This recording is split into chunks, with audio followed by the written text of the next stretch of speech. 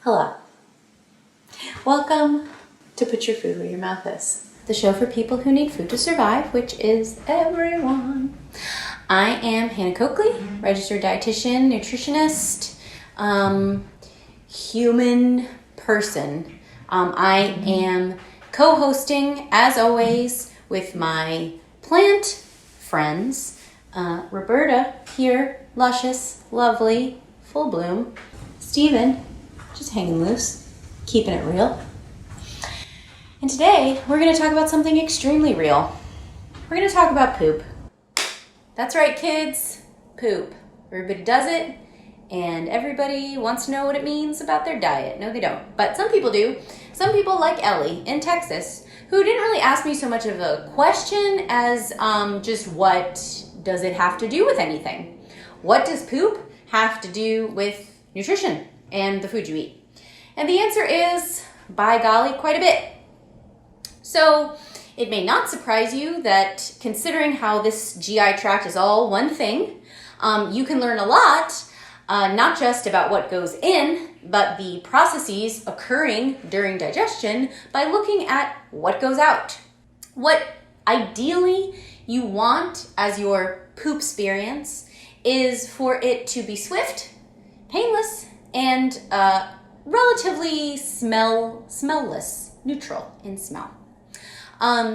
You should also be looking for brown and formed is really what we talk about in the industry. Like a Yule log type of situation. Just kind of a normal brownish color, not super dark, not super light, and just, formed, a formed mass. That's kind of the poop ideal, if you will. Many people don't have this experience. This, of course, will be influenced by any medicines that you're taking, or if you have any other co-occurring medical conditions. So I would definitely encourage, when you are put on a new medicine or you are provided with a diagnosis, ask your doctor if it might change anything about your digestion, because that's really important. Or if you should pay attention to something in your digestion that might give you a flag that something's occurring with your medicine. If that is not the case for you, then you might run into several different issues with your poop. Let's talk about some, shall we? Why not? One would be constipation, right? Just little dribs and drabs, Flintstone pebbles, no fun. We don't want that. Typically, constipation is a direct result of adequate hydration. If you are not drinking enough water, if you don't have enough electrolytes, then you aren't adequately hydrating in your body, which means that your colon and your gut is not adequately hydrated, which means that it's very hard, literally, for the poop to pass through. The opposite end of the spectrum, what we call loose stools. This stool's not very loose, but loose stools. So those are often due to a lack of fiber in the diet. So there's two types of fiber: soluble, as in dissolves, insoluble, as in doesn't dissolve. So soluble fiber helps with movement, okay? So that's also something that's useful for constipation. Insoluble fiber helps with bulk. It helps with the actual poop itself and there being enough of it. So if you are finding that you are having an issue with loose stools, then you want to get more bulk in the diet. And you also may want to look at, am I having too much soluble fiber? If, revisiting the constipation question, you've done a lot of hydration and nothing is really changing, you might want to look at getting more soluble fiber into the diet.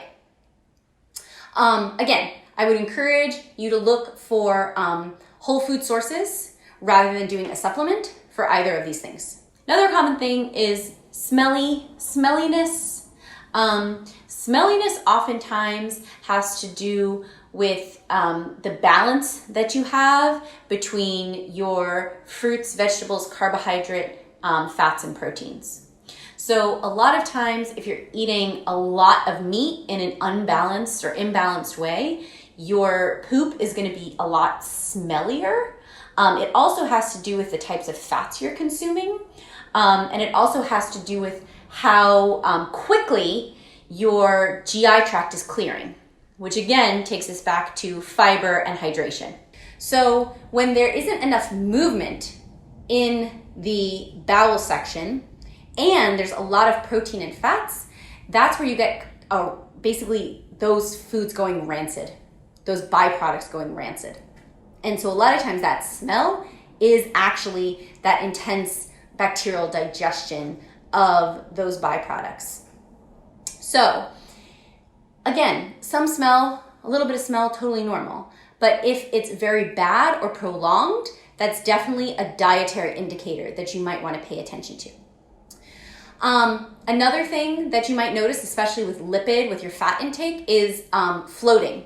So if you notice that a lot of your poop is kind of like more yellowy or like oily and it floats to the top, that is a function of having too many fats in that bolus. And that can be because there's too much fat coming into your diet. However, it can also be caused by an issue in terms of metabolizing your fats. It can be an issue with your liver or your gallbladder, especially. So this is an important thing to watch out for because this could point to gallbladder, to liver issues, to other things that are involved in the mechanism of fat absorption. So that's especially important thing to pay attention to. The first place you want to go if you're noticing that is to, again, make sure that you're balancing out your meals. Maybe go down a little bit on your lipid consumption, on your fats, and go up a little bit on your fiber consumption. The other thing that I want to touch on, because most people don't realize that it's a very serious issue, is what we call in the biz black tarry stools, which is just as horrible as it sounds. That is usually an indicator of blood in your stool, and that is very serious.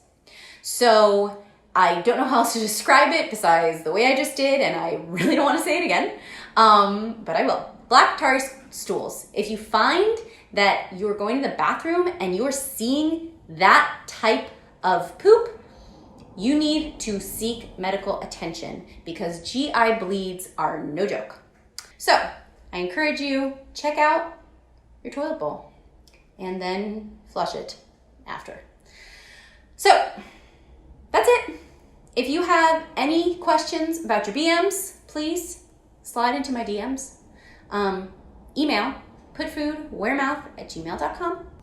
If you feel scandalized by this discussion of poop, well, that's too bad. Everybody does it, but feel free, write to Roberta. Let her know how you're feeling. She doesn't care, she doesn't poop. It's all news to her. So, that's it. Thank you so much. Goodbye for now, but not forever.